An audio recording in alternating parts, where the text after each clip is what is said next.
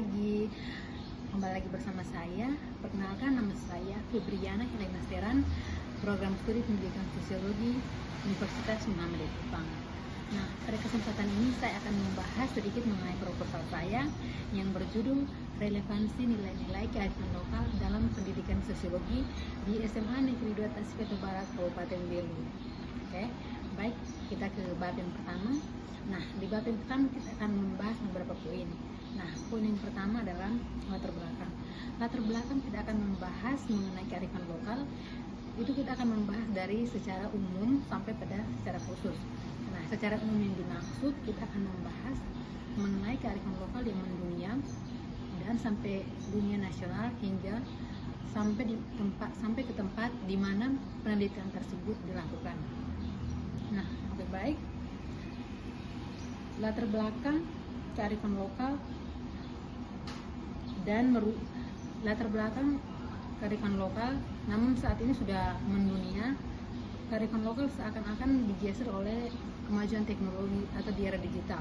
Nah, yang berpengaruh dalam dunia pendidikan, untuk teman-teman semua ketahui bahwa sekarang kemajuan teknologi itu merubah sistem pembelajaran yang dimana dulunya konvensional, namun sekarang menjadi berbasis digital.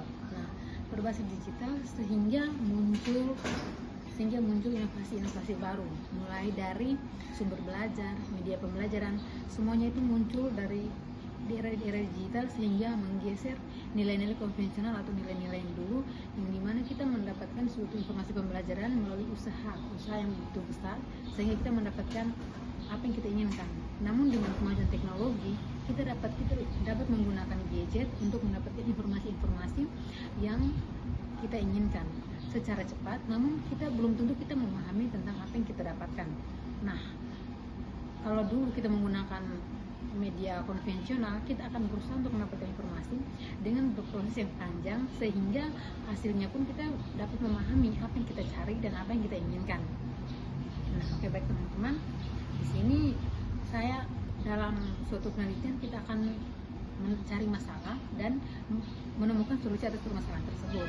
Nah, di sini masalah yang saya gunakan yaitu ada dua permasalahan, yaitu permasalahan pertama teman-teman adalah yang pertama itu adalah apa saja nilai-nilai kearifan lokal, nilai-nilai kearifan lokal yang relevan dengan pembelajaran sosiologi. Nah, yang kedua adalah metode yang efektif untuk mengintegrasikan pembelajaran sosiologi dalam kurikulum. Oke, baik teman-teman semua, sekarang kita akan membahas bab ada rumusan masalah. Sekarang kita akan membahas juga tentang manfaat penelitian. Apa sih manfaat penelitian? Nah, manfaat penelitian yang pertama, kita akan mengetahui apa saja nilai-nilai kearifan lokal yang relevan dengan pembelajaran sosiologi. Dan yang kedua, kita akan mengetahui metode apa yang digunakan untuk mengintegrasikan nilai-nilai kearifan lokal dalam suatu kurikulum di suatu lembaga tertentu. Nah, oke, baik teman-teman. Sekarang kita masuk kepada manfaat penelitian.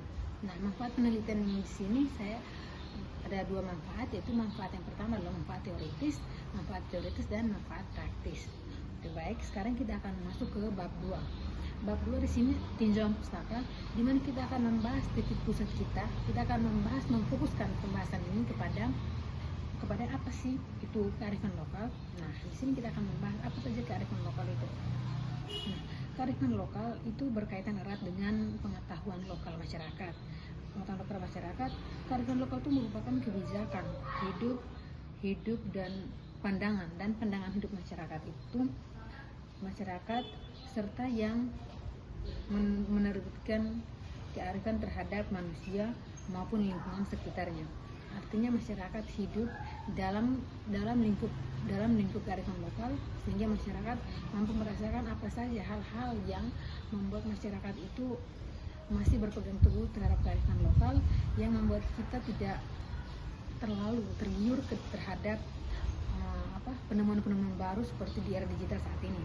Oke, baik, sekarang kita akan masuk ke yang ke B, kearifan lokal dalam bidang pendidikan.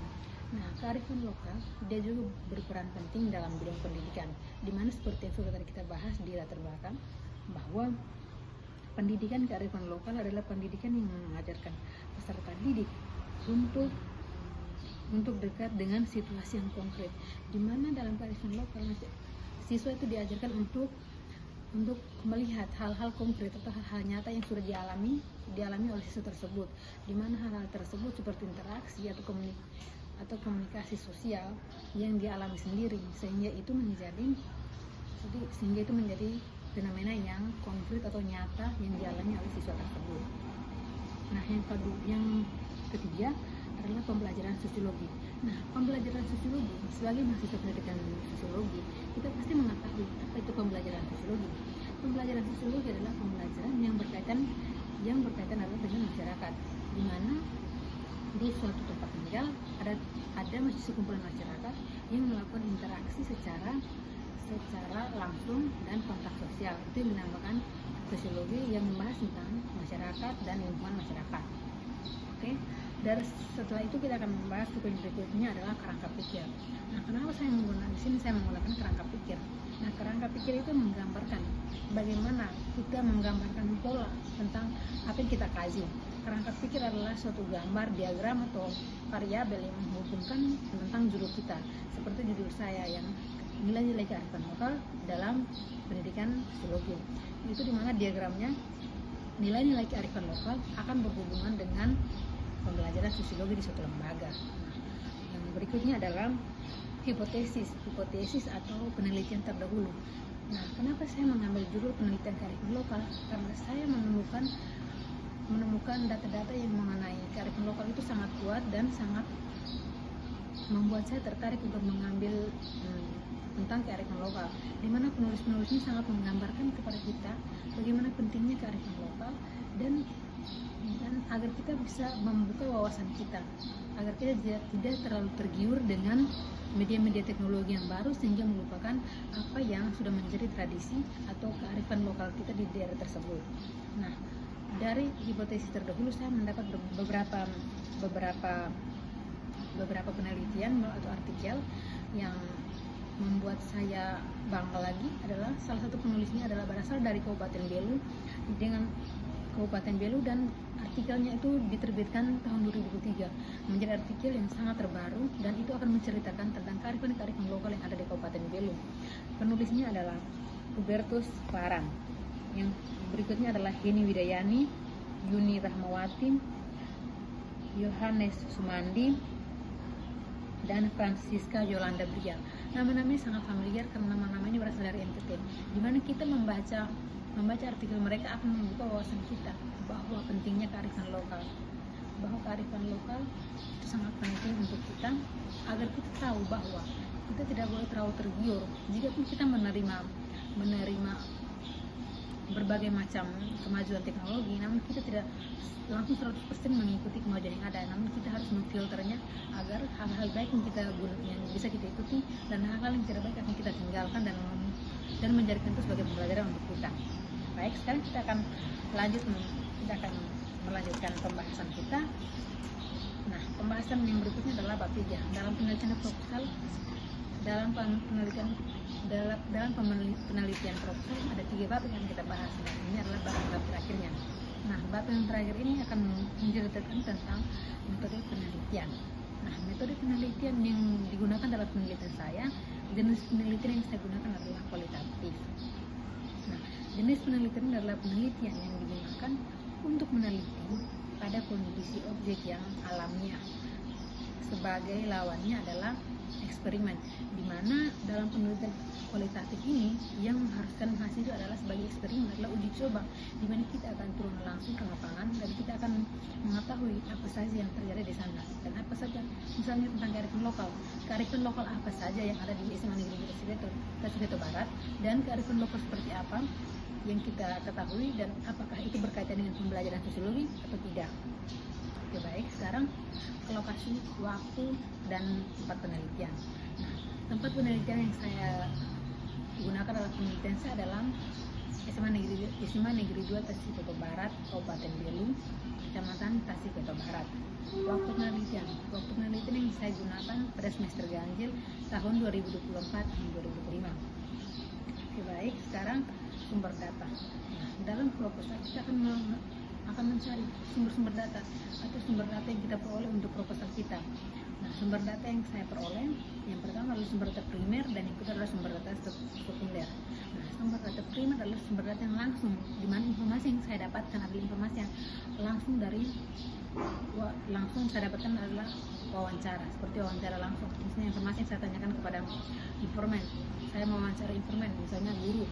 Nah, saya mendapatkan informasi langsung dari guru, itu dinamakan informasi yang adalah data primer karena informasinya saya dapatkan secara langsung. Nah, yang kedua adalah data sekunder. Data sekunder itu saya dapatkan secara tidak langsung, namun hasilnya real. Nah, itu juga melalui proses-proses yang sudah seperti penelitian. Nah, itu seperti studi pustaka, referensi, dokumen, dan observasi. Misalnya studi pustaka, saya membaca buku tentang kearifan lokal. Nah, itu akan membuat saya mengapa informasi sedikit mengenai kearifan lokal.